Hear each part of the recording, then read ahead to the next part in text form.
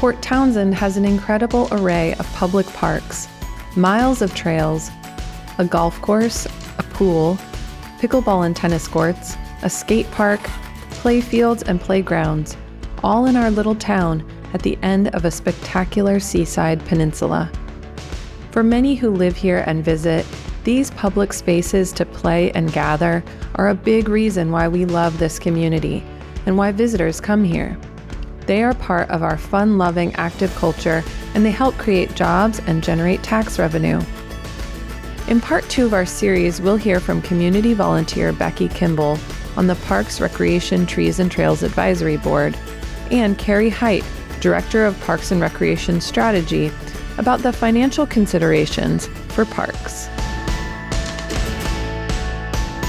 Hi, I'm Becky Kimball, and I volunteer for the city on the Advisory Park Board. I'm here in beautiful Katai Park. I love this park.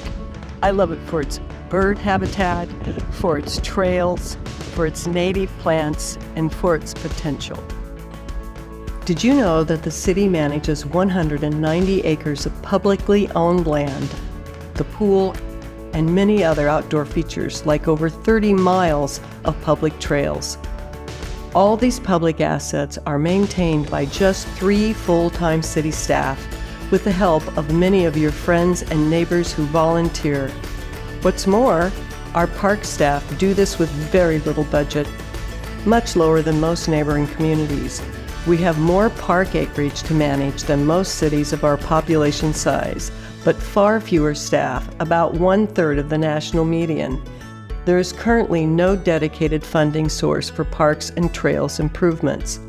Hi, my name is Carrie Height. I'm here at the Mountain View Commons at the pool specifically because the pool is a subject that we're talking about. We have a deferred maintenance of the pool. We have lots of kids in town that need to learn how to swim because we're surrounded by water. We have adults and older folks that want to be able to exercise and have lower impact on their joints. And it's just an important asset to have for our community. Our limited resources have meant that our staff are stretched thin, our assets are tired, maintenance has long been deferred, and some park amenities like our pool are beyond their useful life and falling apart. It is hard to plan for new modern facilities when we are racing to keep up with the backlog.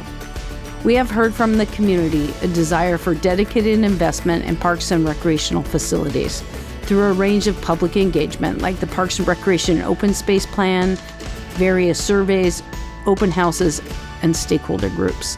Through this community engagement, we know that Port Townsend must prioritize financial sustainability for Parks and Recreation to be able to maintain what we have and build on our collective ideas for the future.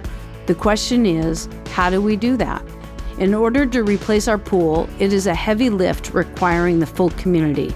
We would need to establish a Metropolitan Park District, or MPD. The MPD is a tool for using property tax to create a dedicated pool fund.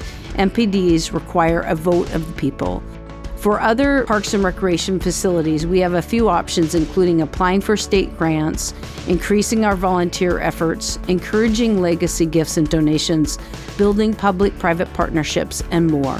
City Council will be considering the options on the table, knowing that any of these financial sustainability strategies will require sustained long-term investment.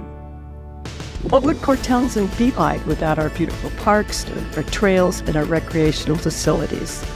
Most of us would say that they are the biggest part of what makes our community a livable and healthy place.